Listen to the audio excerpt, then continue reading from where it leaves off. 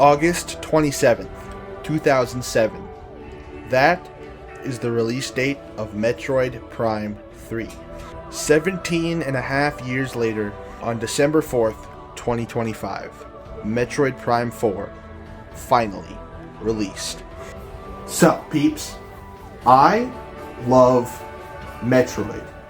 It is one of the most consistent, high-quality franchises Nintendo has ever put out. And it introduced the world to one of the first ever female video game protagonists, and I would argue, one of the greatest of all time, Samus Aran. The Metroid franchise has had a long-lasting impact on gaming as a whole, with many series drawing inspiration from it. Metroid is half of the foundation of the Metroidvania genre, one that in recent years has seen a big boost in popularity due in no small part to games like Hollow Knight. My past with Metroid starts on the GameCube with Metroid Prime 2. I barely got into this game, mostly due to disliking the controls, and then nothing. I did nothing with this franchise until 2021 when Metroid Dread appeared on store shelves and blew my mind. The trailers looked so good, like oh my god, and playing it, this is one of the greatest games ever in my opinion. The gameplay, the atmosphere, it all made me a fan of Metroid. Okay, by now you've no doubt noticed the VSync on my recordings is off.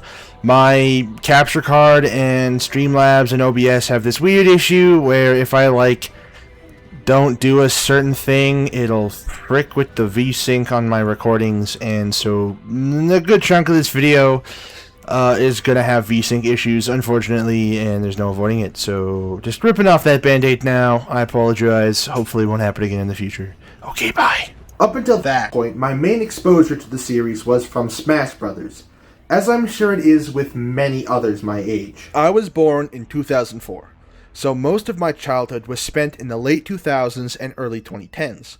I was too young to watch Avatar when it aired, and too old to catch Steven Universe. I watched lots of Adventure Time, though.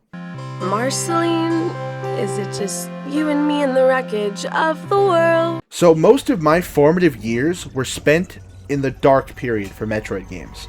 Before 2007, we had a semi-consistent lineup of high-quality Metroid games. I do dislike base Metroid 1 for the NES. I think it's a product of its time and not really in a good way, like Mario was. I have never played Metroid 2, it's still the only game I never dabbled in. Super Metroid is really good, but I still haven't gotten that far in it. But Metroid Zero Mission and Metroid Fusion for the GBA are two of that console's best games. I've beaten both, and they are genuine classics. I couldn't get into the Metroid 2 remake on the 3DS, mostly due to having played Dread first, I think, and I just found that Samus Returns just kind of controls worse than that game, and so I never really, gravitated to it, but I do plan on going back to it at some point, but I just haven't gotten around to it. But yeah, Dread is what made me a fan, and to this day, is still my favorite in the series. After beating Dread, I played Zero Mission and Fusion on the Wii U Virtual Console, which was awesome. And before that service shut down, I bought Metroid Prime Trilogy for the Wii. But moving back a second, during my childhood, the only Metroid games to release were Other M and the spin-off games like Federation Force or Hunters, and they never looked good to me, and so I never got into the series when I was a kid. Like I said, until Dread, when I was 16. But anyways, after buying Prime Trilogy, I tried getting into those games again, and it didn't work. While I didn't dislike what I played of Prime 1, I found the controls just annoying to manage. I don't like playing FPS games with mouse and keyboards, and I didn't really like using the Wii Remote either, so I set it down halfway through, and I never picked it back up again. Until February 9th, 2023, Metroid Prime Remastered released on Switch. I bought it day one, and guys, I think we found it. I plowed through this game over the course of a few days, and I loved it. It played like a real video game, and the texture work was fantastic in the remaster, and overall an improved game in my opinion. After finishing it, I had a thought. Whenever Nintendo is making a new game in a long dormant series, they tend to do a remaster or a re-release of an older game, like with Donkey Kong Country Returns coming out before Donkey Kong Bonanza, or when they brought Pikmin 1 and 2 to the Switch after they announced Pikmin 4. So I thought they were going to announce Metroid Prime 4, aren't they? June 2024.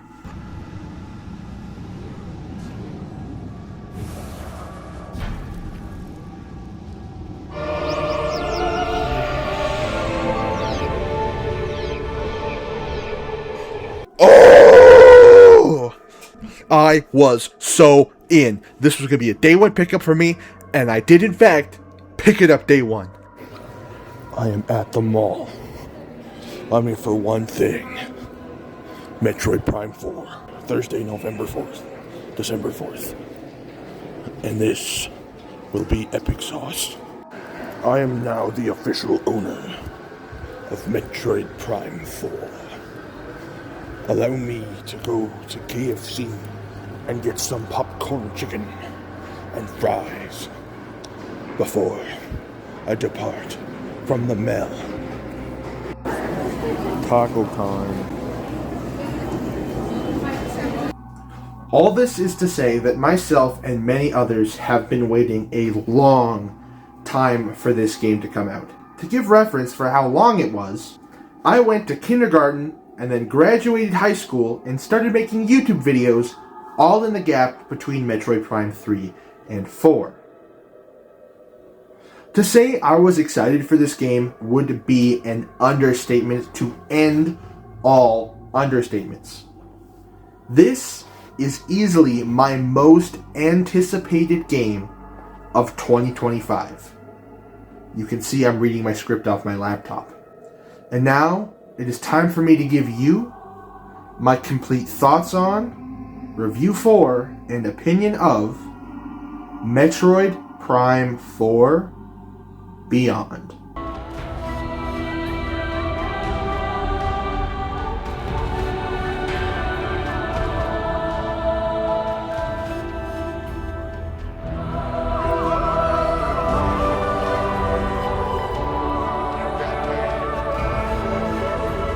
It's good to be home. Now, before I actually start talking about the game, this is going to be fairly in-depth in all the aspects I want to talk about. And I will be talking about basically everything in each in their own sections. So if you want a pure experience with the game, do not watch this video. There will be spoilers the entire time. I'll be covering every power-up, every upgrade, every character, the whole story, everything. So this is not a spoiler-free review. So if you haven't played the game yet and you want to remain spoiler-free, please feel free to leave now. So yeah, you've been warned. And I will also say I am playing this on Switch 2. And I won't be talking about the Switch 1 edition at all in this video because I have not played it. The opening. Loading up the game, we are greeted with one of the coolest opening cutscenes in the 2020s. Silex and his band of Metroid-controlled space pirates are invading a research facility on the planet Tamarath or something, I forgot. Samus lands on the planet and you instantly gain control. Making your way through the facility, you get a great overview of the game's abilities and controls, and you face a giant corrupt space pirate, before Silex appears and shoots the magic artifact thing, and Samus awakens on the strange planet of Vuros. All in a daze. Whoa! God, whoa! You! Hey, you wanna have a staring contest?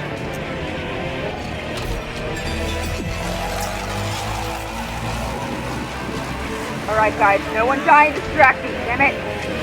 You lost. And now, it's time to do your Metroid Prime-like things. I think this tutorial acts as a great reintroduction of the Metroid Prime format, something I think the rest of the game does well too. So with the knowledge of the setup, let's go aspect by aspect so I can be as comprehensive as possible about each subject. Starting with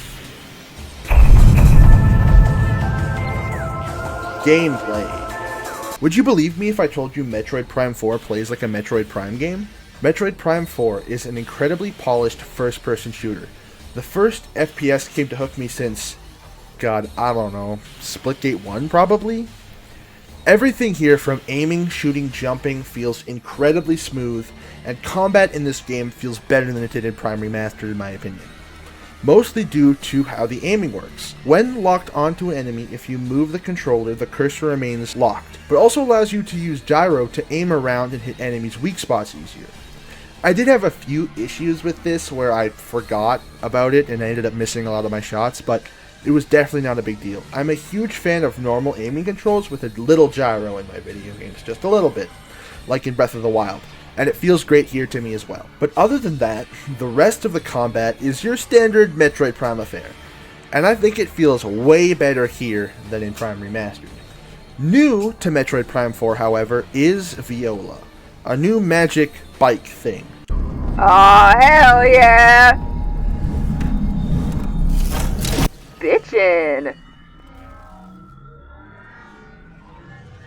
Room.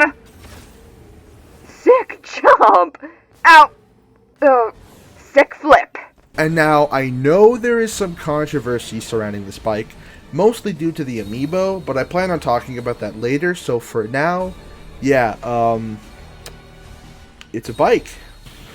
Introduced in Metroid Prime 4 is this big open hub area called the Soul Valley, and in order to traverse it quickly, you are given Viola, the magic space bike that can shoot discs, and hit people with magic force beams. And yeah, it's pretty fun to drive. Not as fun to do combat with, however. Viola only has one attack, and that's locking onto things and then shooting the disc.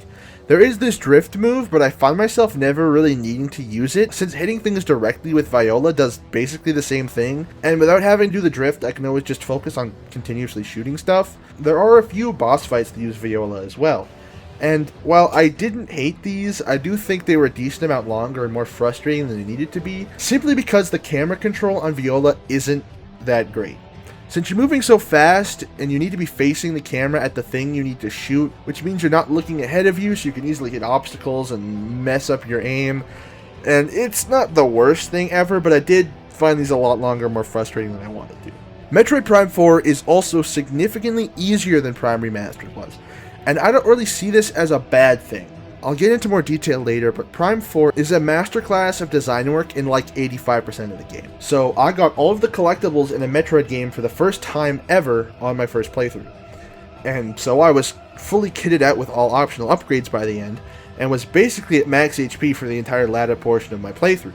There is a hard mode, but you have to unlock it by beating the game first, and I am not willing to fight the final boss again on hard mode, and I'll let you know why later. Again though, I don't really see this game being easy as a bad thing. Like, I know Pikmin 4 was easy too, and with a new update they made it even easier, but I also think that easier games in these franchises make them more accessible to new fans. I do wish there was better difficulty balance in both Pikmin 4 and Prime 4. I also think having hard mode be unlocked from the get-go in Prime 4 would have made it better. But that's neither here nor there. For me, as a more casual FPS player, I think the difficulty was perfect, still giving me plenty of challenge, without making me frustrated by needless deaths for most of the game. To sum up what I just said about the gameplay, Prime 4 is an extremely polished game that feels fantastic to play. The moment-to-moment gameplay is near perfect for most of the game. Now, before I touch on the other aspects of the game, like the world, the story, the design, the enemies, I need to talk about the characters.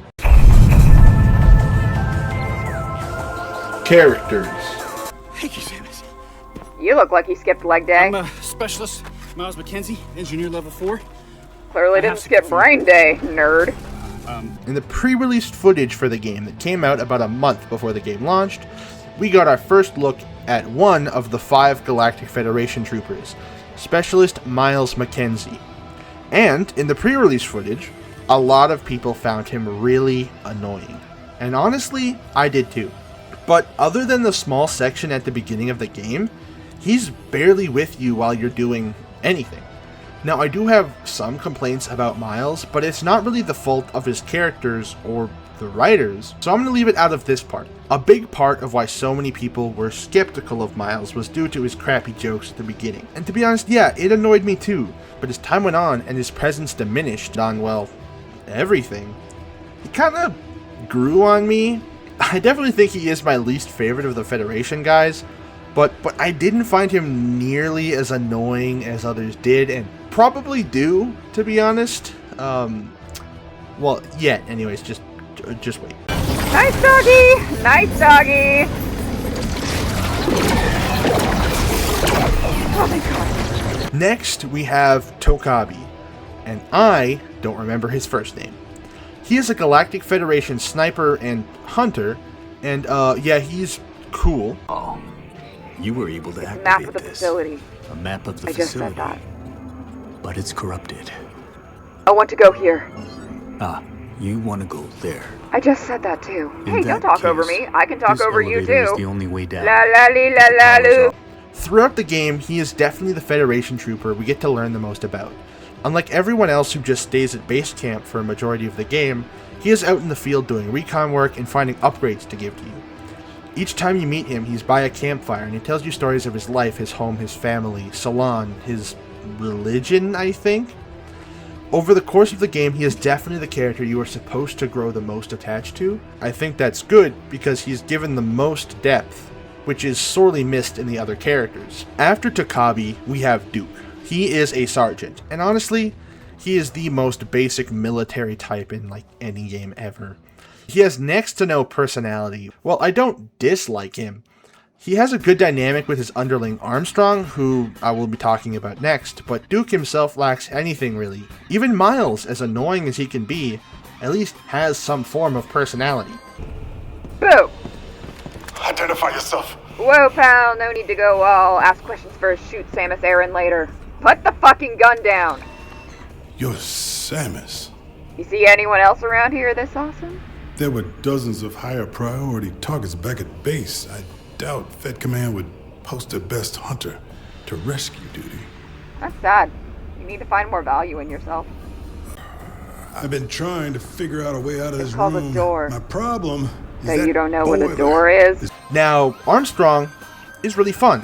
She's like a Samus superfan, looking up to her as a role model. And consistently has to be reeled in before she geeks out too hard. But she is also a very competent soldier at the same time. One of my favorite interactions in the whole game is when you walk into base camp and her and Miles are talking about doing push-ups, and she says she does them in 5 or 6 sets of 100, and Miles is like, I can only do 4. How many push-ups can you do? I don't know. A lot. I do them in sets of 50. About 5 to 6 sets? That's 300 push-ups, you know that, right? Yeah. Why? How many can you do? I don't know. 4? 4 sets ain't bad. No, 4 push-ups. I do them in sets of 1. Take my time. Sarge! Armstrong, you all right? I'm good. You? Yes. While I was waiting, I was studying this hologram. I just... Hello. Well... Samus? It's really you. I don't even know what to say. Is this a new suit? Finally, someone who gets it's it. amazing. I love it. I love it so Private. much. Yes, sir. Right. Sorry. Private First Class Nora Armstrong. It's an honor to meet you, Samus. You are now my favorite. My guy's a little weak man. And last but not least, for the Federation troopers, there is VUE 995, or as I call him, Flobel.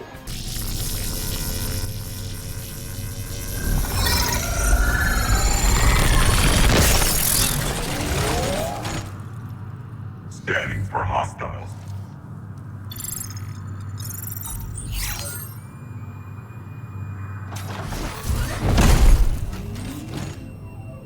Greetings, Samus Aran. You have a new suit. I am View 995, Galactic Federation Golem Pilot. Pleasure to make your acquaintance. I shall henceforth refer to you as Flubble. All done. Good work, Flubble. He is a robot whose data log interestingly points out that they can gain human emotion somehow. His model's purpose is to pilot like mechs and stuff, and that just gave me a question like, why make a robot to pilot a giant robot when you could just like give the giant robot the AI? And it's not like Flobel is that weak or anything. Like outside of the robot, his sonic blasts like disintegrate biological matter. Flobel is a tough cookie.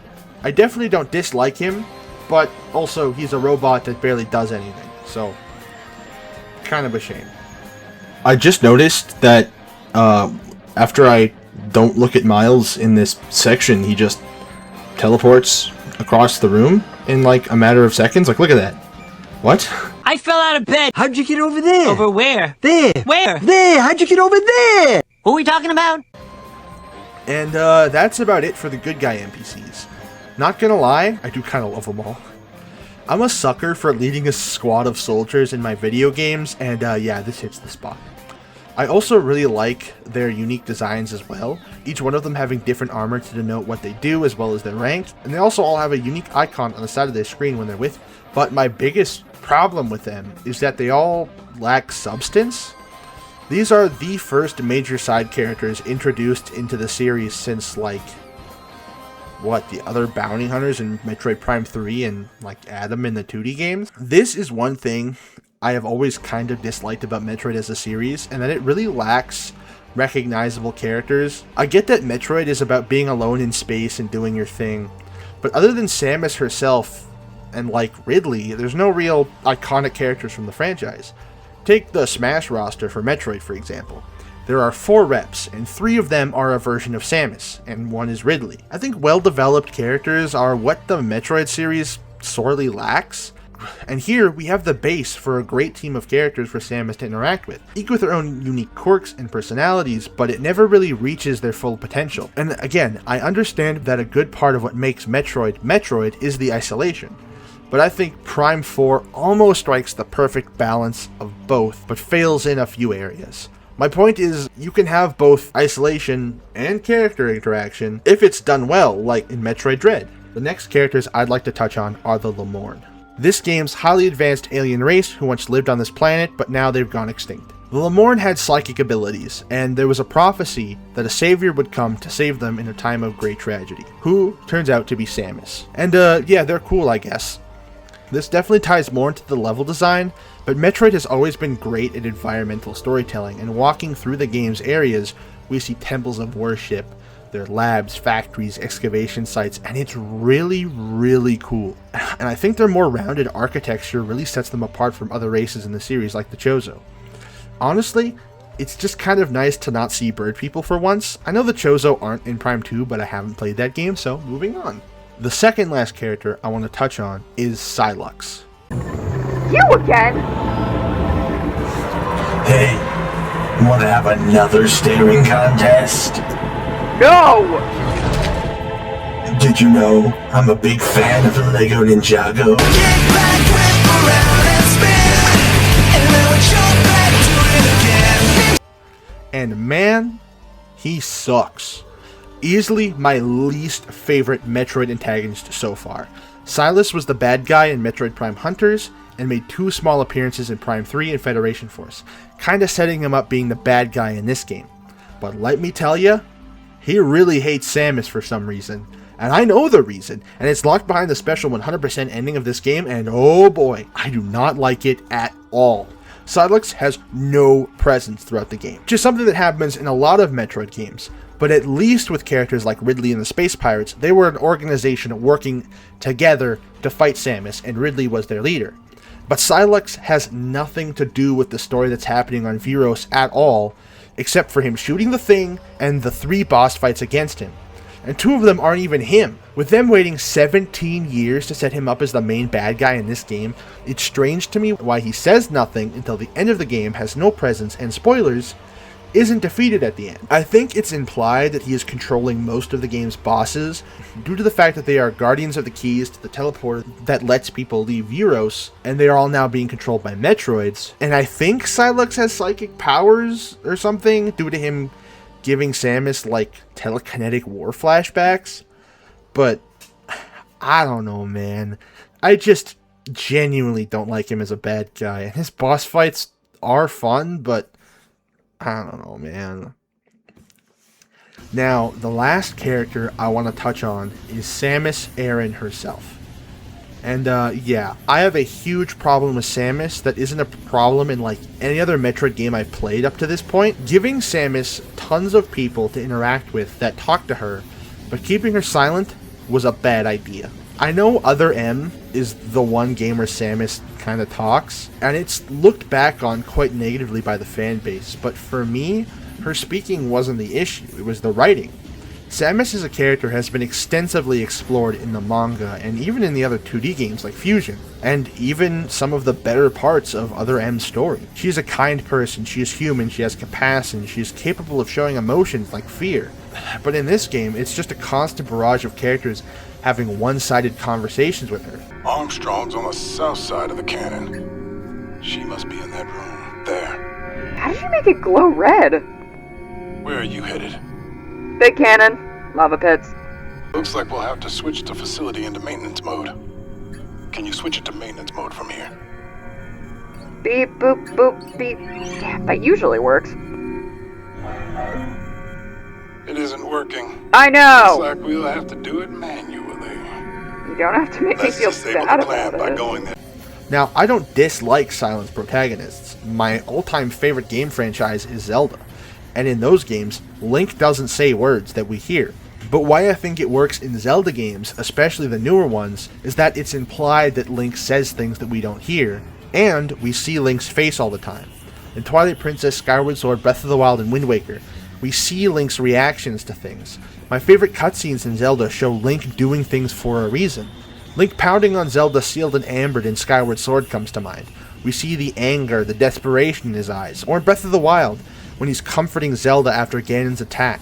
No words are said, but the animation expresses the character's emotions perfectly. Care more about what's going on, because Link cares. And while I don't need Samus to take off her helmet for this to work, I think she needs more substance if we're going to have her interact with these other characters. I like the Federation troopers, and the game really wants you to care about them, but it's hard for me to get invested in what's going on, because I'm not invested in Samus's role in the story.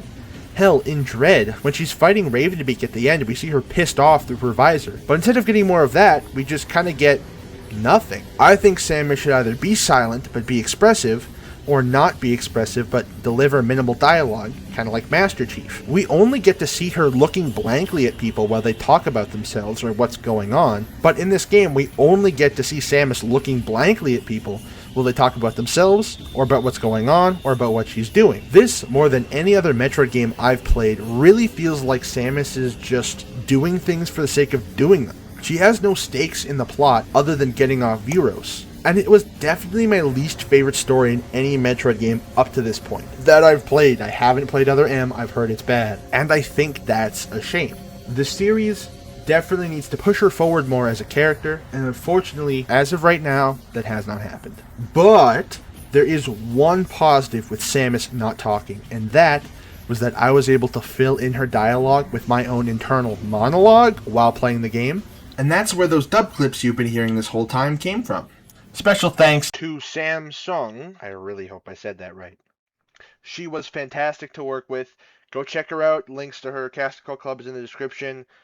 Pay this woman money to be in your stuff. She is fantastic, and thank her so much for doing this. This is awesome. But that's all I have to say about the characters overall. A kind of nothing burger, as much as I like and wanted to like the Federation Troopers. Abilities and upgrades.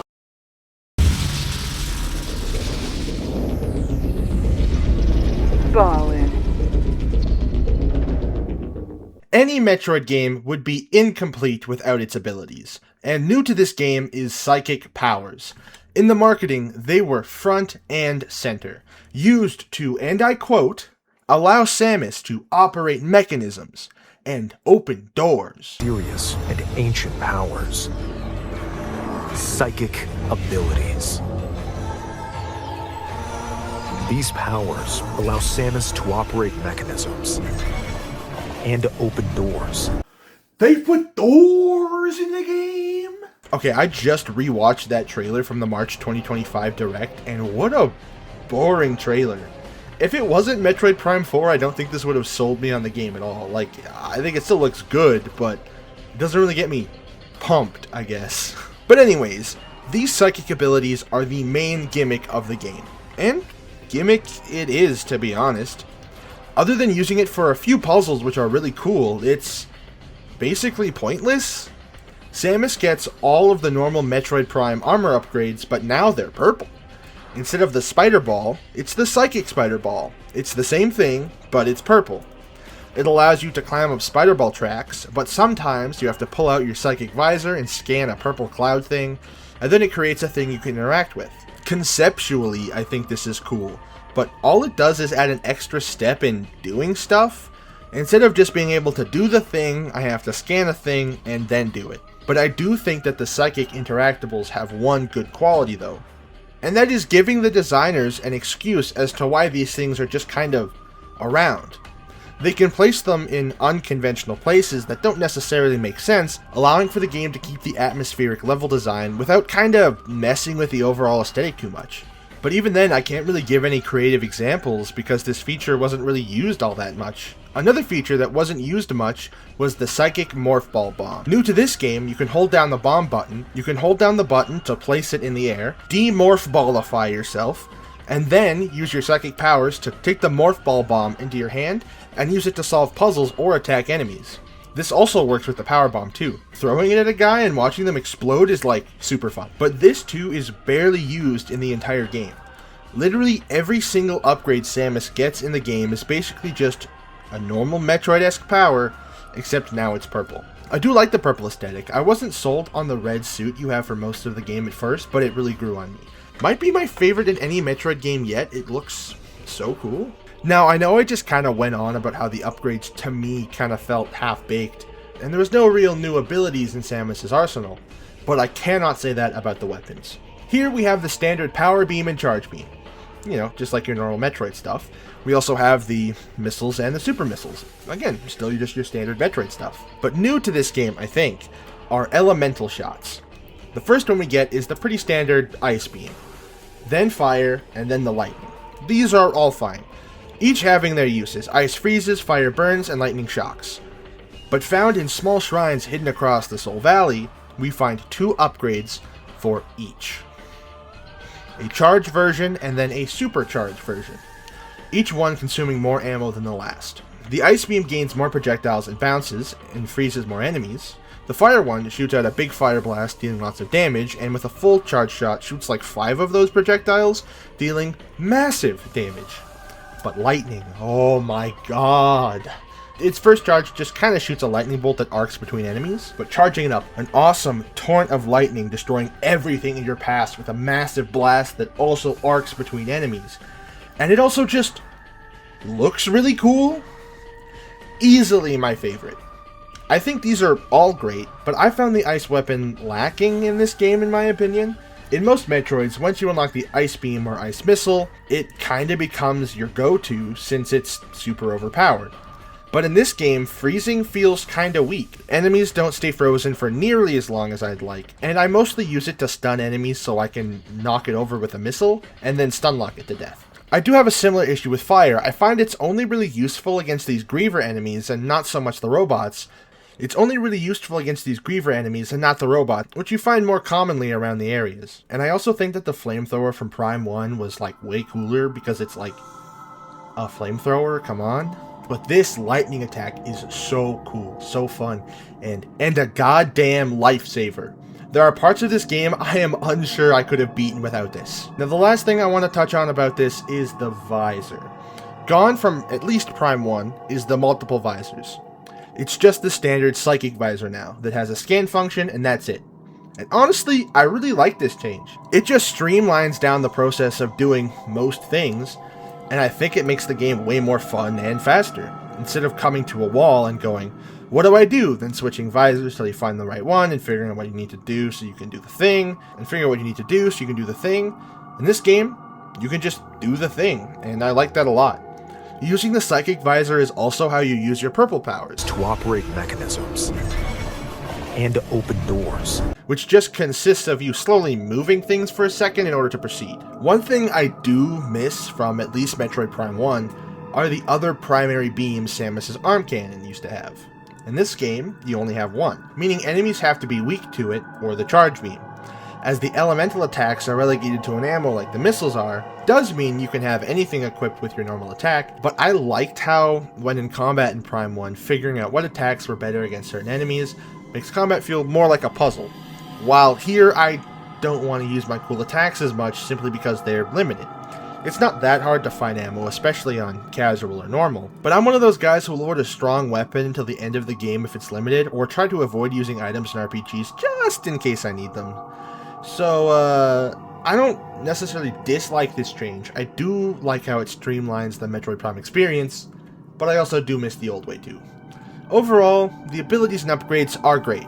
except for the last one. I'll get to that at the end of the video. I want to cover the conclusion in its own section. The level design. The level design in this game is fantastic.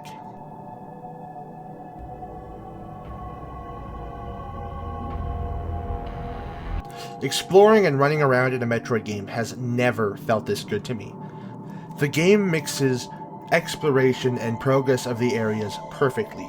There are still tons of hidden goodies and things to come back to with new upgrades.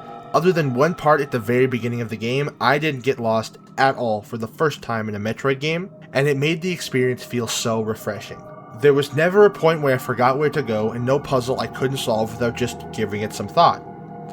I think from a design department, we are batting a 9 out of 10. There are a few instances that I think put a big blemish on an otherwise perfect design experience. Number 1. Editing Barty here. I'm just gonna straight up cut number 1. After looking through the footage, I don't even know what I was talking about here. This wasn't an issue at all. It was something about Miles misleading me, but that actually just like never happened. I think maybe it's actually yeah, no, I just checked again, and yeah, no, it's just there's nothing. I don't know what I'm going on about right now. I apologize, Miles. I was complaining about something that just didn't happen. Number 2, going into the snow area sucks. You walk into a loading screen and go up an elevator, wait, then get on a tram, loading screen. I think it's really strange how this one area is literally an elevator that you have to go up or down, and then a thing that you ride to the area. Why not just have the entrance from the overworld be the thing that you ride? That's what they did for all the other areas, so it's just strange. Not a big deal, but it really stands out in an otherwise really well-designed game. 3. The psychic powers don't really do anything. As the game went on, I found myself using them less and less. I would sometimes go like 3 or 4 hours without using any of them. I got stuck at this one part on the Volt Forge simply because I forgot about the power bomb thing, and the game had to tell me because I hadn't needed to use it for hours. It's the same for the open doors thing. Other than a few instances in the beginning and going into the shrines in Soul Valley, you don't really use it at all. They also give Samus the control beam, which I forgot to write about in the ability section because I forgot about it until now. It lets you control where the beam goes like the beetle in Skyward Sword, but it's just barely used. There's like one mini boss in Volt Forge, the first boss, then the lava boss and the final boss, and like 3 doors you need to use it on, and then it's basically useless. You unlock an upgrade for it too super late in the game that makes it faster, but the speed isn't really an issue because you don't use it that much. I used it for scouting more than anything else, and maybe a few puzzles here or there that I thought would be a control beam puzzle, but they just kinda turned out to be nothing, which is a damn shame, because I think it's conceptually really cool. But yeah, the psychic powers just aren't really used all that well in the actual level design. And that is lame. But also might be a good thing. Like, if I needed to use the psychic visor to open every door, and every time I had to do the motion with my stick, and that just makes me think that they came up with the idea and then realized after making the first area that it might not be as fun as they thought, and just didn't use it in 80% of the game. Number 4. Miles won't shut the hell up.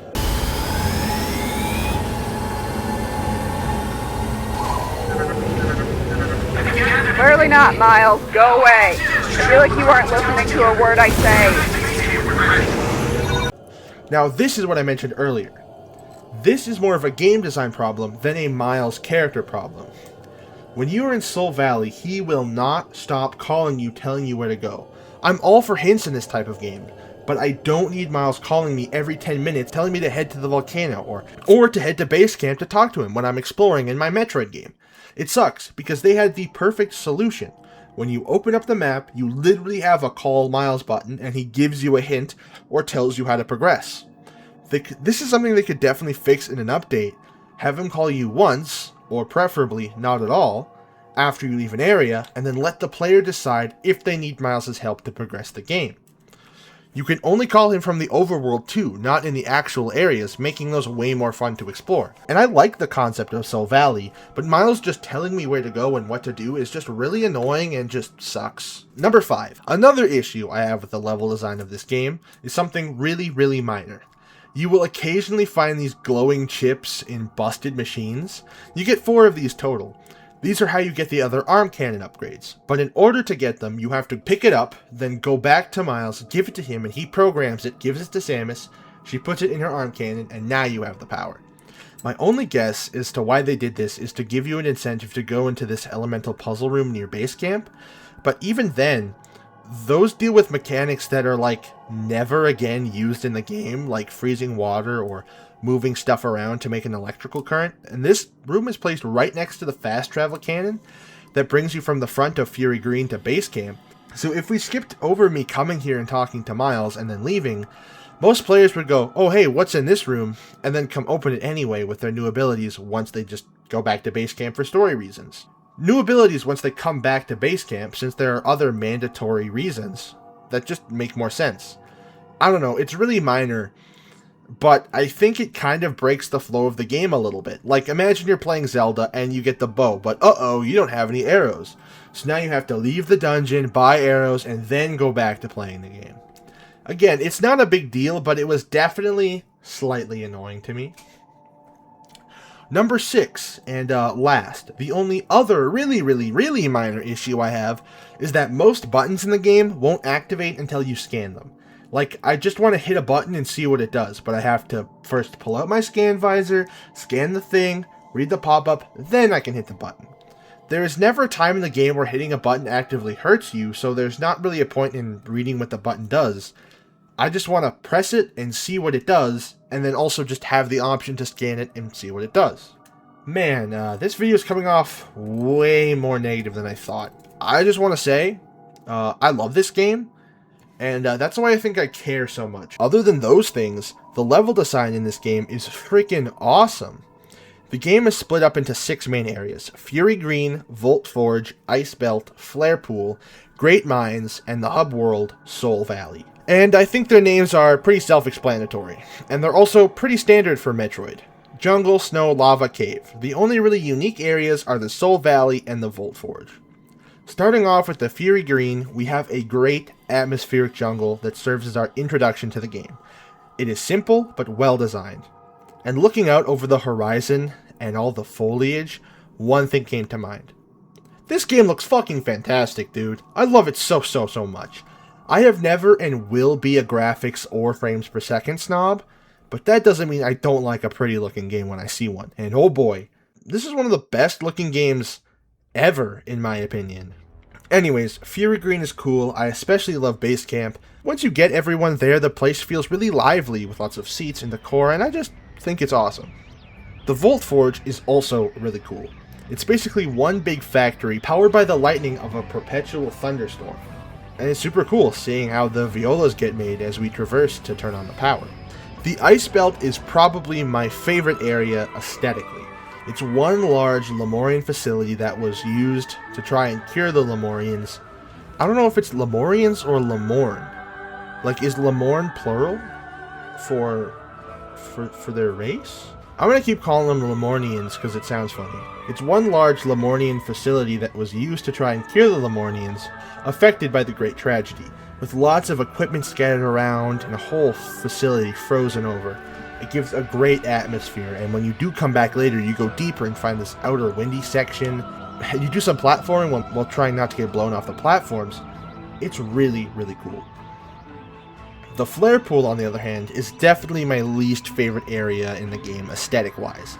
Lava never really did it for me, so the fire area, I don't know. I do like the function that as you enter the volcano, you find this big cannon thing that's sending down the green rain that's going all over Vuros. But that gets blown up pretty early on, so I don't know, it just didn't really do it for me.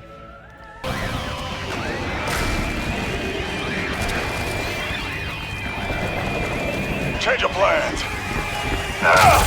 You'll be safe. They can't follow you anymore.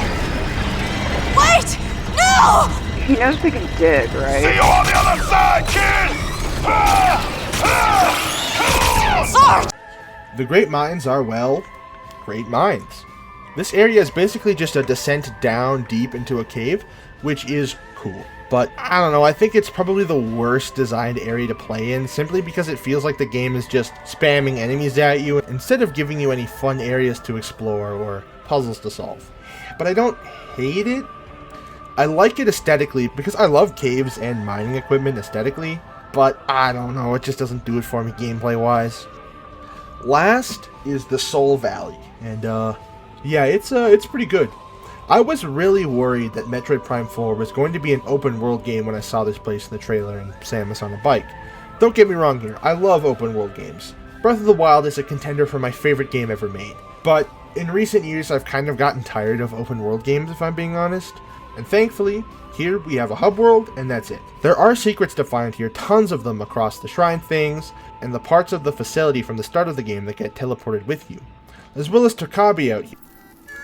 Bro, are you playing the space harmonica? Samus, please, join me. I don't own a harmonica.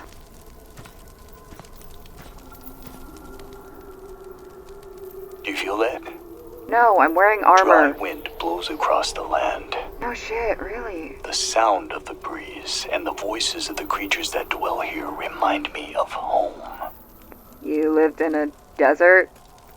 My family comes from a long line of hunters. Hunting is how we survived. My family comes from a long line of Metroid Like Prime hunters. my father and grandfather before me. Now, when I catch the scent of game in the wind, I remember those who came before. Anyway, I lose myself.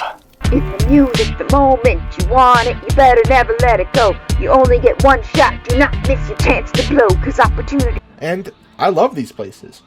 The only issue I have is that Viola's boost recharges too slowly, and the only way to make it faster is to scan the amiibo, which I have, and it like triples the recharge time.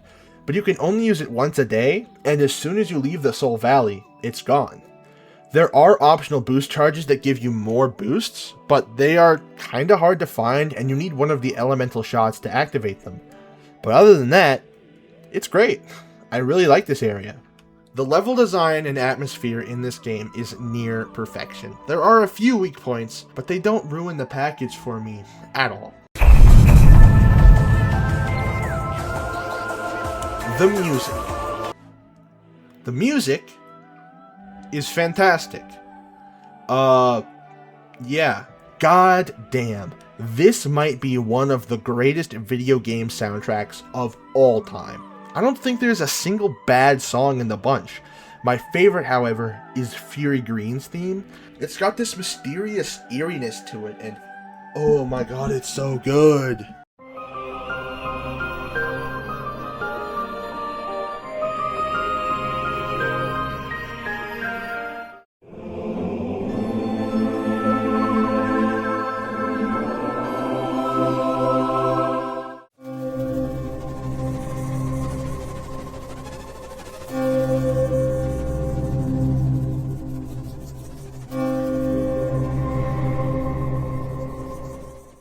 I love it.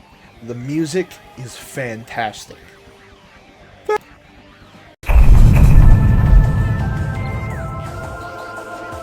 amiibo. I bought the amiibo before I knew what they did. I just wanted the figures, to be honest. They look really cool. Now, I know people are really mad about the amiibo, and I get it. Let's start off with the Samus amiibo. All it does is unlock some stuff and give you a shield once a day. And then the next amiibo is where the controversy lies. The Samus and Viola amiibo apparently have playing music in the Soul Valley while you're driving locked behind them. And like I said, you get the recharge boost. I get why people are mad, but I'm also hearing people say that you can get the music without the amiibo eventually anyway.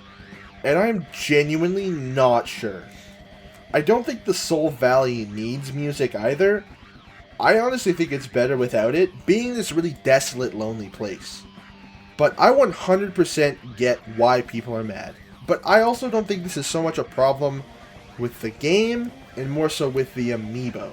With an amiibo, if they lock substantial content behind it, like, what the hell, I have to pay more money to get the full experience? And then if they lock nothing behind it, what the hell did I buy this figure for then? I definitely think amiibo are at their best when they're cool, or just have when they're cool and just have skins locked behind them. Or other things, like exclusive weapons and gear that's mostly for fan service, like in Breath of the Wild. Oh, and the Samus and Viola amiibo unlock skins for your bike, and I think that might be exclusive. But, yeah, this was one of, if not the most controversial amiibo. And I couldn't even figure out how to turn on the music in Soul Valley. So, the last amiibo released for this game was the Psylocke amiibo. And what does he lock behind him? Get this. You can tap him and hear him say things. Yeah, this is just dumb. I don't like the guy, so it makes sense that his amiibo sucks, and hearing him say things just doesn't do it for me.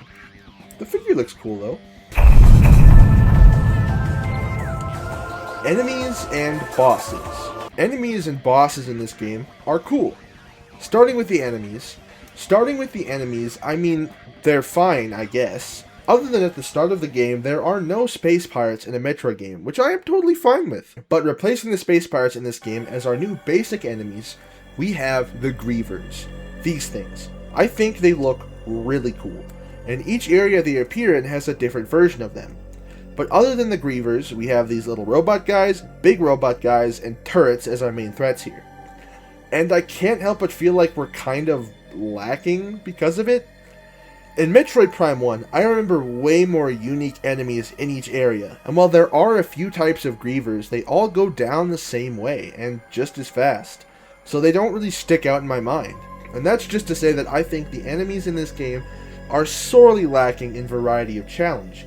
The only real different encounters are with the robots with shields and the ones that teleport, but even then you can just pull off the shield with the grapple beam, are probably the most engaging basic enemy fight in the game, but you can just cheese them by shooting them with an ice blast, and then missile spamming to stun lock them to death.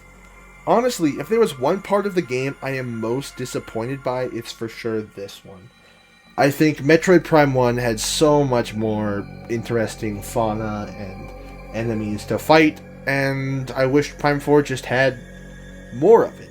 The bosses, on the other hand, are generally pretty good. I don't think the boss fights here are nearly as difficult as in Prime 1, or really as memorable, but there's one thing about the 5 bosses that hold the teleporter keys that I really like. As you defeat them, back in your base camp there's a room with 5 statues, and with each boss defeat, a statue opens and a mote appears. Inserting it into this machine and moving the crystal, we get lore. My favorite thing. You can scan the bosses, and it says they're being possessed by Metroids. How did the Metroids get here and specifically possess the bosses that were super deep in all of the caves and none of the other enemies? I don't know. But before that, they were all seen as sort of guardian deities by the Lemorn. Each one was once a creature that lived peacefully with the Lemorn, both benefiting from a relationship with each other. As it became clear that the Chosen One would not arrive during the lifetime of the last Lemorn, he entrusted these creatures with the key to the teleporter. Each with a key to the teleporter. It's some really cool stuff, and I do think this will make them stick out in my mind a lot more in the future. But anyways, let's talk about each fight individually except for the final boss. First is Arbarax. He is the first boss during the prologue section, and he is really easy.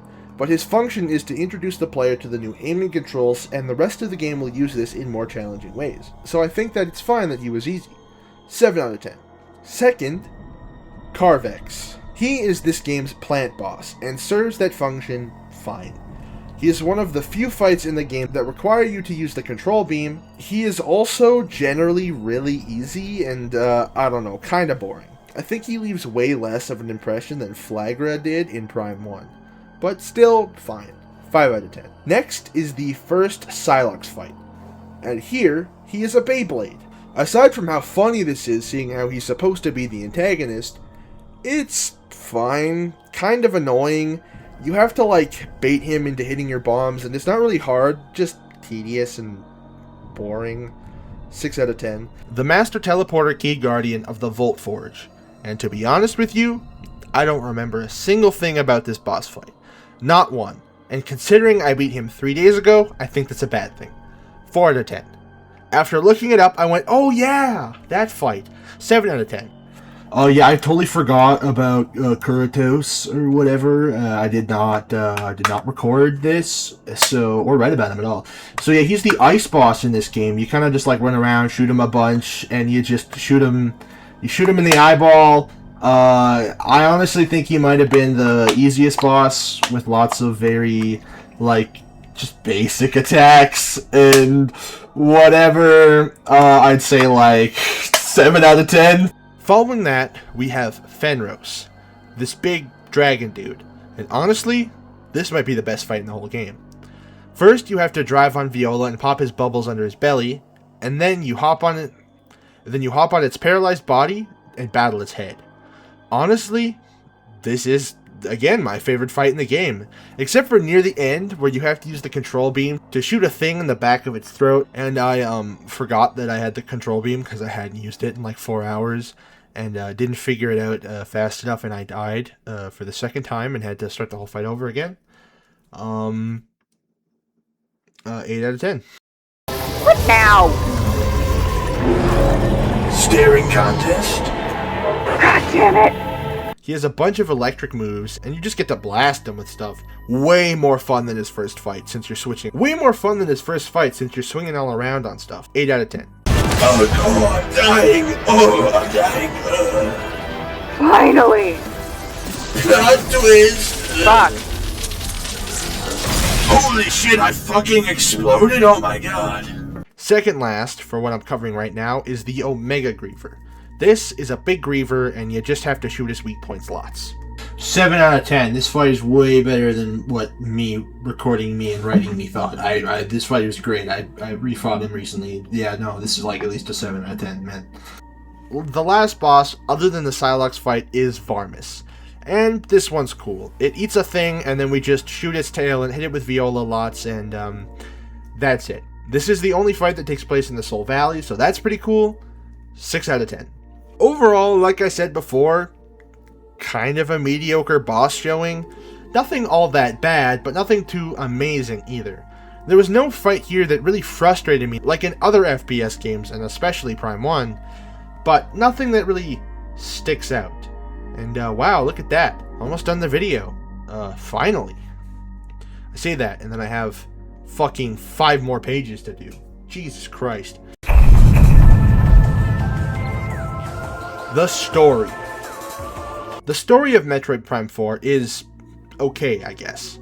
Let me walk you through it, and then I'll give you my thoughts. Actually, before that, I would just like to preface this by saying I'm talking about the story more in context of the events that happen, and not so much the lore that you understand and learn through the scans. That stuff I really like, but I'm kind of approaching the story from a more casual fan of the game who wouldn't read every single log entry like I did. So just to explain what's going on a little bit before I actually dive into my complaints about what's going on. Samus arrives at the facility being attacked by Psylocke, and then he hits this game's logo and we get teleported to Vuros.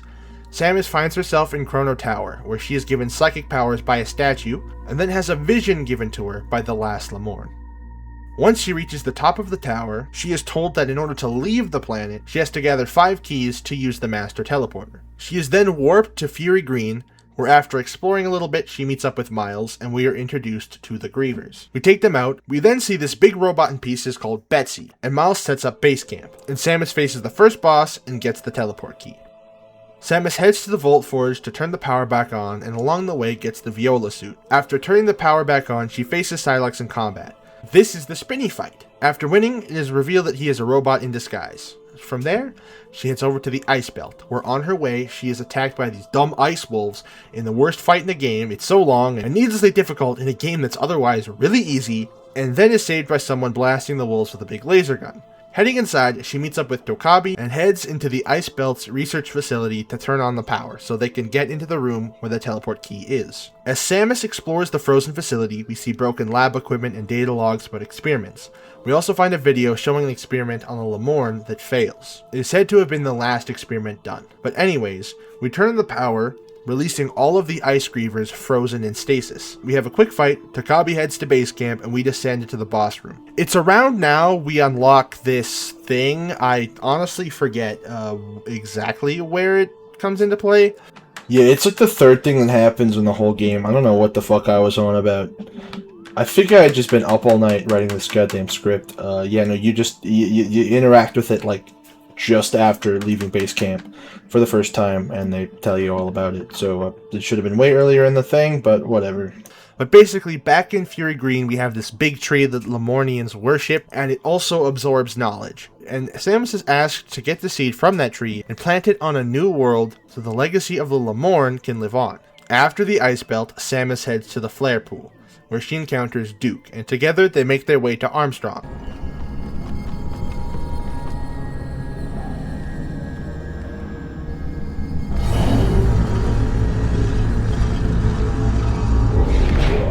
Do you often find yourself unable to speak to women? Let's head up. Do you know what an elevator does? Let's head up. Is that all you... Those suits! What?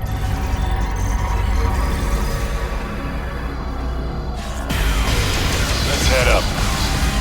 Passing by this large cannon that shoots up the green energy all over Viros, strengthening the wildlife.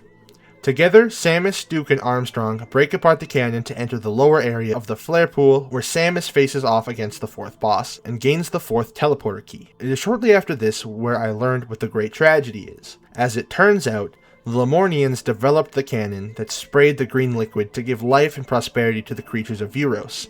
But when a Lemorn touches it, they turn into these strange creatures they named Grievers. So the whole time, we have been fighting the mutated Lemorn, which was a twist I did not see coming, but was kind of obvious in hindsight, and that's really cool. Following that, Samus takes a detour back to the Volt Forge, where she faces off against Psylocke once again in a one-on-one fight, defeats him, turns out he was a robot in disguise, and then gets the lightning upgrade. She then heads back over to the Ice Belt, where she reactivates Flobel. And the two of them get some upgrade, I don't remember which one, and then we leave. You'll want to be careful underground. I'm not getting any readings. That's why we're here. I'm ready. Ready when you are, Samus. Samus then meets up with the gang at the Great Mines, and they are attacked by Grievers. Thought I did all that training. Tokabi, you smell something? What is it? Nothing good. Like a lot of Grievers. Tokabi and Flobel decide to stay behind and hold off the Grievers, while Samus, Duke, and Armstrong head down into the mines. And Miles is back at base camp, because he's a loser.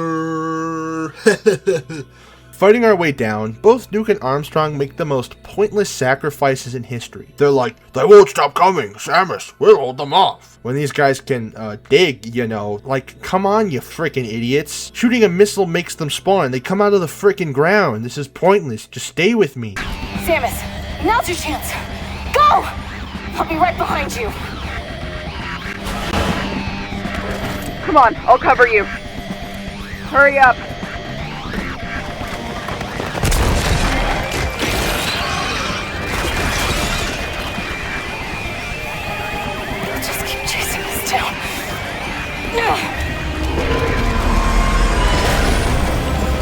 What are you doing? Find that key, Samus. I'll keep them occupied. You know they can dig, right? Ugh. God damn it. It has been an honor serving with you. Bitches be dying left and right today. But anyways, we then meet up with Flobel. How he got down here, I don't know. Well, you got me. By all accounts, it doesn't make sense. But he blows up some stuff for us and makes the most necessary sacrifice ever, as he chucks Samus and Morph Ball across a huge gap and then gets mobbed by Grievers. Samus continues down where she faces the Omega Griever and gets the last teleporter key, and activates the elevator. We find out everyone's alright. Heading back up, we meet up with Dokabi and are given the last 2 missions. Collect all of the broken mech pieces so we can punch through the shield around Chrono Tower and get the tree seed. After talking to Dokabi and getting the teleport thing and then talking to Miles, we can now drive around, fight 2 bosses, and Miles fixes Betsy. Hopefully while you were doing this, you had enough of these green crystals to get the seed, because if not, I think this part will be really annoying, as you would have to drive around and get all of them. But anyways, we get the seed, and then we enter the final act of the story. Now, overall, for this whole part of the story, I don't really have any issues other than I want more. Like, this is fine as it is. And the Lamorne stuff has lots of really cool lore and depth. But the game both is and isn't about that. It's simultaneously about Sylux, the Samus Squad, and the Lamorne. And it's not necessarily that I think that any of these are handled poorly, or that multiple storylines in a game are a bad thing. In fact, I think the exact opposite. Take Wind Waker. That story is really well told in the way it develops from Link trying to save his sister. The game builds up to it in a continuous story, whereas in Prime 4, it's Sylux is evil, then stranded and trying to get home with the Federation troopers, and then the Lamorne stuff. It feels like 3 separate ideas running concurrently that don't really overlap that much. The stuff with Sylux is barely there in the whole game, to the point where I knew he was going to be the final boss, but his presence doesn't really exist. Take Prime 1 for example, where the final boss is the titular Metroid Prime. This too is an idea that kind of comes out of nowhere. But looking at the game's story as a whole, the Chozo are being affected by the Leviathan and seal it away as their planet is being infected with Phazon. And they try to stop it, and they fail. The space pirates are running experiments and growing strange creatures infused with Phazon, and it's a known ability of the Metroids to absorb energy. And we know that Phazon corrupts stuff, so when Samus enters the crater and faces the Metroid Prime, it makes sense. Because the main threat of the story is Phazon. Phazon is the problem, Phazon is what's fueling the antagonists, and Phazon is what is fueling the final boss. Whereas in this game, the green goo stuff is a lot more vague. It kind of acts the same way, but Sylux's presence isn't felt through most of the adventure. Like, I get his Metroids are what are controlling the other bosses, but I can't help but think the game's story would have been better had he not been there. This is my example as to how I would have wrote the plot of this game without Sylux. Samus is at the research station from the start because the Galactic Federation is running an experiment on an artifact they found that's emitting a strange signal with coordinates that seem to be outside the known galaxy, as well as a message about this artifact being some sort of teleportation device. So the Galactic Federation calls Samus. And they want her there in case anything bad happens. The experiment begins to activate it. It works, but they give it too much power accidentally and Samus is taken to Viros as prophesized. The story plays out the same from there, but replacing the Sylux fights with just different robots. And the deities of the planet are fully aware of what they're doing, and have been tasked to face the Chosen One in battle to give them the abilities they need to save the Lemurian culture, and their own history, which is preserved within the tree. We find out all the same info, but instead at the top, Samus is faced with the last Lemorne turned into some kind of special griever. Defeating him allows the gang to leave Viros and plant the tree. I don't know, that's just an idea. If you liked the story the way it is, that's cool, but personally, I just can't get behind it in its current state, and I think it comes down to how much I just dislike Sylux in this game, since he, again, really has no agency over the plot at all. The endings. Let's follow the little flying robots. Let's follow the little flying robots. Why do I even bother talking to you? Alright, the last stop, other than my clothing... I can't say closing. I don't know why I keep fucking putting it in my scripts. Alright, the last stop, other than my closing thoughts. Let's touch on the endgame. Samus gets the final suit, which looks sick by the way, and it has a pretty not great upgrade. It takes missiles to give you a small shield that damages enemies, but I never really found a use for it, since after you get it, you've already basically done everything, unless you waited until this point to go get all the collectibles, but why would you do that? Anyways, now that Samus has the seed, it's not actually a seed, it's fruit, but when Miles has fixed the mech, Samus and the squad enter Chrono Tower, and we get to hear the last words of the final Lamorne. and Samus goes to activate the Master Teleporter and take everyone home. When suddenly, Silex appears from a healing pod, and I think he's being empowered by the green stuff, and he's got tentacles now. I can't believe it. We're actually going home.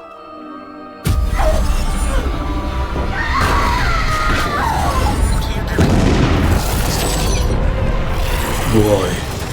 Why did you say no? Let me help you up. No, fuck you. What? You bitch. You did this. You bitch.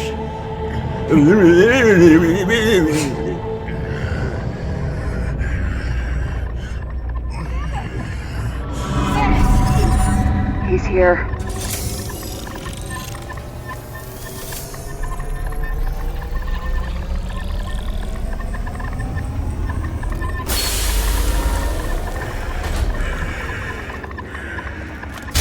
Now you know the dark truth. You know the truth. All I wanted was a staring contest, yet you deny me time and time again. But now you have nowhere to run. Now you must face me in one final staring contest. You're on, dickweed. And this leads to one of the weakest finales in the series. Breaking this fight down to its basic elements, we have two phases. Phase 1, Silex has these green tentacles and we blast them. Then we pull them away with the grapple beam, and then he's exposed. Then he pulls out these dragon heads. Each are a different element, and we blast those until his things turn green again, rinse and repeat until you're on phase 2. And by itself, this is fine. It's definitely the most challenging boss fight in the game, and it's the only one I failed, other than that time I died to the lava guy. But the failure against this Silex fight was not my fault. You see, I have neglected to mention this up until this point, but your squad members can die. I heard a lot of people complaining about this in the press demos, but it never happened to me once, until the final boss. During his lightning phase, he could basically one-shot your team and knock them down, or you have to use your psychic powers to heal them. But he strikes lightning again so fast that when they go down, or more than one goes down, which is likely, there's basically no way to prevent him from killing them, in my experience, which sucks. And it's the reason why I don't want to play this boss on hard mode. Other than this one part, I really liked the team mechanic. I think it worked well. If anything, I think it needed more depth. Like, maybe have it play more like Star Wars Republic Commandos or something. I would not mind seeing a squad in another game. But back to the fight. Had enough? No. In fact, quite the opposite. Magic Space Model go!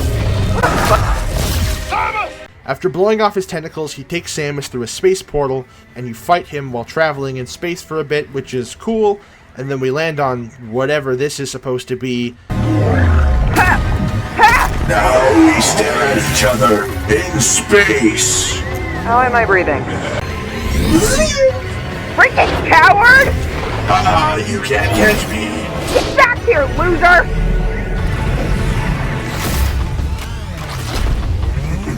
No more running. Just you and me, Samus. Like I always wanted. Mono-e-mono, eyeball-e-eyeball. Getting real sick of your shit, Bikucks. How about I finally pop your ass and head home? Blast him some more. He's a kid now, he's a squid now, he's a kid, he's a squid, he's a kid, he's a squid. And then he falls into space, as Samus tries to save him, I think.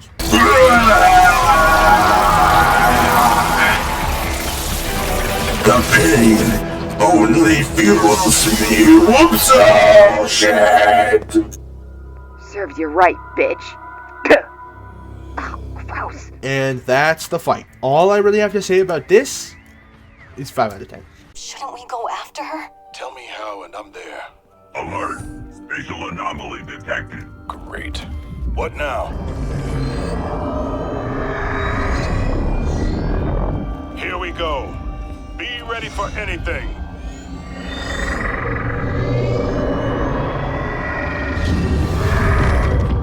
What's up? Samus! That's me. I knew you'd come back. I haven't been hugged since before I watched my parents get brutally murdered. Never doubted you for a second, boss. Glad to have you with us. Samus, Does that mean Silex is... Dead? Probably not. Good. I don't get to have friends for more than one game. Ready to go home? Yes, oh my god, I need a bath. Be right behind you. Samus returns back to Chrono Tower somehow, and activates the Master Teleporter. But Silex teleports back and tries to get Samus. He blasts Miles, and the rest of the team hold Silex back while he's all like, "Grah, Samus, I hate you, grr!" Samus hits the button, Tokabi throws her his family heirloom, and Samus teleports, leaving the squad and Silex behind. And then credits roll.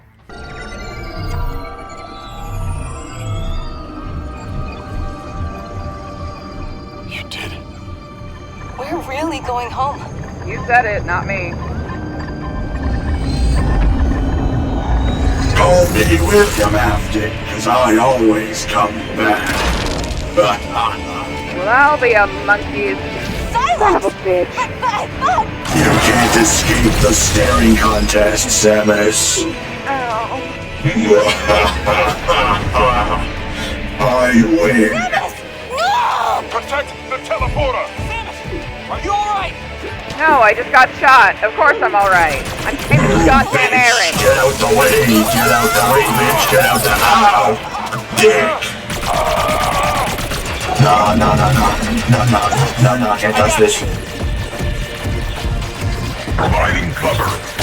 You fool! I absorbed enough Nickelodeon slime to make me invincible! I've heard worse before. Why am I having such a hard time standing up in this Teleporter's cutscene? not gonna last long. You gotta make the jump while you still can. Do your best to stabilize the power. Stabilize the power. Good job. How are you guys holding up out there? Bubble, no! Global, yes! Michael, no! Holy shit, I hit someone! I am the coolest guy! Peter, no, Miles! Miles, no! No, I won't leave you! No! No, let go of me! Hey, that arm's for... my beautiful face! Stop holding onto my arm gun thing! I'm still walking, no! Okay, fine, I'm gonna leave you guys. Sorry. Wait, did she say she's I promise I'll be back if we get a sequel and the story follows up this game. It's in the cutscene we skipped over. I'll treasure it always. Solon be with you. And with you.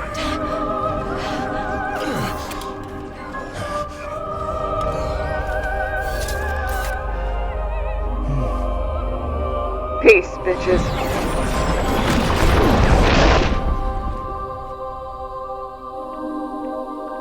After the credits, we see Samus on a desolate planet, which I think is the remains of the base from the beginning of the game. Samus plants the tree and gives it her psychic crystal thing, and it grows big. She pulls out Tokabi's heirloom and places it on the tree and walks away. And that's it. Now, I have a few problems with this ending, but I want to bring up the super secret ending you get for 100% completing the game. Something I didn't do. I got 99% because I missed 2 scans. The internet is telling me that they aren't missable, but they totally are. And that's this beetle thing here, and there's supposed to be something at Chrono Tower, like a bird, I think, but it's not there. Anyways, I looked up the ending on YouTube because I didn't feel like playing through the game again right now. The secret ending is the same, but Samus takes her helmet off, a staple I love in these games. But here, I don't know, I think she may look a bit too stoic at the end of this game. Like, I would have preferred her feel emotions. I think I prefer the version of this ending with her helmet on, because at least I can more easily, as an audience member, make up how I think she must be feeling, or interpret that she's feeling the same way I am right now. But also, in the super secret ending, we get the Psylocke backstory. And let me tell you, this does not help me like him at all. I may hate him even more now. So, Psylocke was once an officer in the Galactic Federation. He was battling with some space pirates. His commander told him not to charge the new space pirate super weapon and wait for Samus. He didn't listen, he ran in, they activated it, his entire platoon died while he jumped in a hole. Samus shows up, blows up the weapon, saving him and any of his men that are still alive. She goes to help him up, he slaps her hand, and that's it. That's his evil origin story.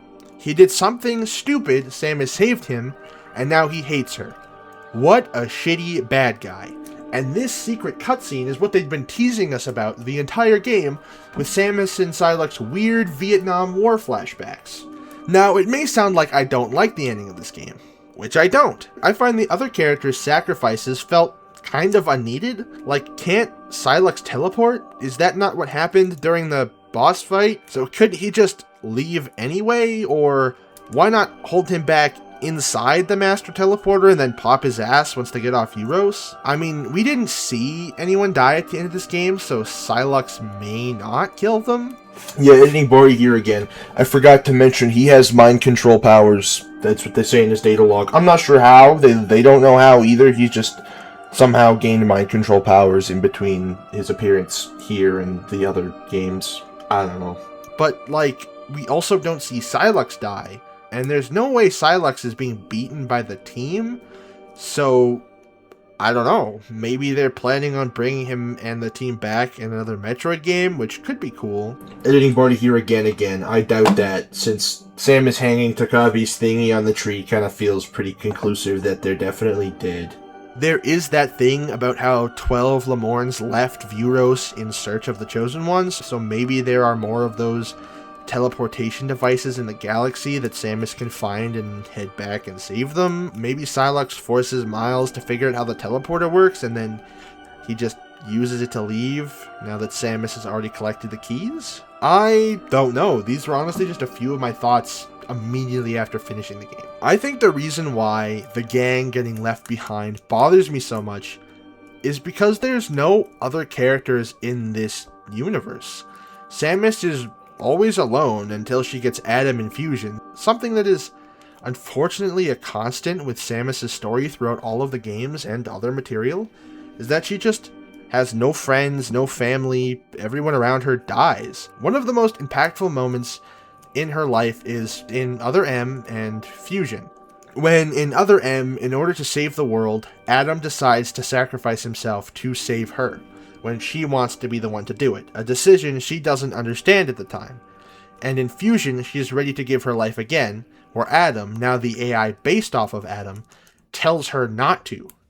The idea that she has to sacrifice herself because it's something that he would do is a flawed way of thinking. She is far more useful to the universe alive, because she can save more people that way. Okay, so that assumption might be wrong. I'm looking at the Metroid wiki, and apparently Metroid Prime 4 Beyond takes place after Federation Force and before Metroid 2, Super Metroid, Other M, Fusion, and Dread. I think that's why she lets the others sacrifice themselves at the end of the game. But at the same time, having more people alive and around that Samus knows and likes could lead to way more story potential, in my opinion. And as much as I love the Metroid franchise, seeing how basic and bare bones this story is, and how weird the ending felt, I can't help but think almost every other game in this franchise did what this game did story-wise, the exact same, if not better. Conclusion. Welcome to the end of what is likely to be my longest video yet. I really liked Metroid Prime 4. I would probably give it an 8 out of 10 overall, despite my general dislike for parts of the story and the ending. I think the game, gameplay-wise, was exactly what the Metroid Prime series needed after its long hiatus. A great return to form for the series. Some people were disappointed that it didn't push the series forward enough, but personally, I think that's not what the series needed right now. I think we needed the gameplay style we got, and while I personally did not like the story, the moment-to-moment gameplay was really fun from start to finish. I was never really bored while playing, and I can't help but see that as a good thing. Hopefully this game sells well and we get a sequel in a few years that pushes the series forward with something new and fresh. Unfortunately, this game feels very been there, done that. And that's not to say that that's a bad thing. Again, I think it was a good idea to make the big resurrection of this series a return to form to help appeal to new fans that may be getting into the game based on positive reviews or just morbid curiosity after how long this game took to come out. With that, my hat is off to you, Retro Studios, and everyone who worked on this game.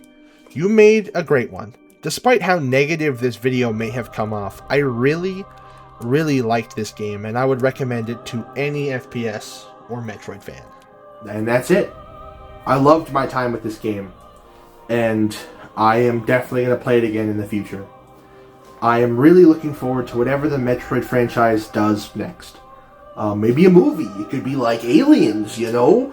I think it'd be really cool. I'm literally in film school for writing. Nintendo, you should let me write the Metroid movie. Nintendo, please. Please, Nintendo, please, let me write the Metroid movie, please. Nintendo, let me write the Metroid movie. Please. Please, Nintendo. Please. Please, Nintendo, please.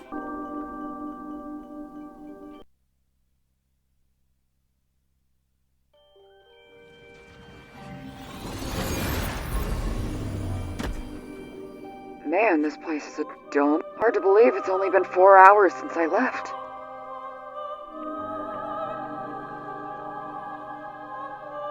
Well, looks like all my friends died again. Shit.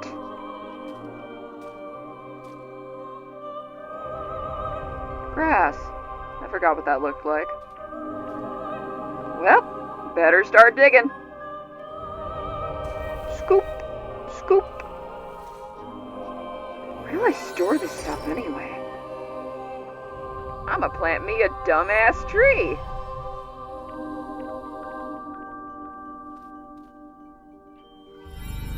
Oh shit, what's going on? Am I dead? God, is that you?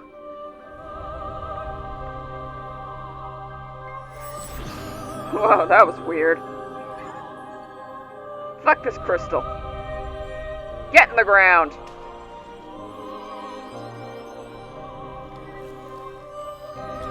Hey, are you the plant from WALL-E? Guess not.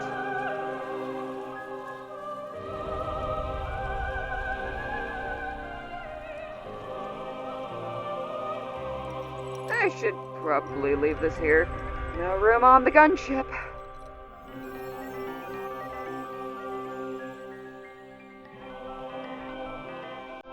Well, as I always say, all in a day's work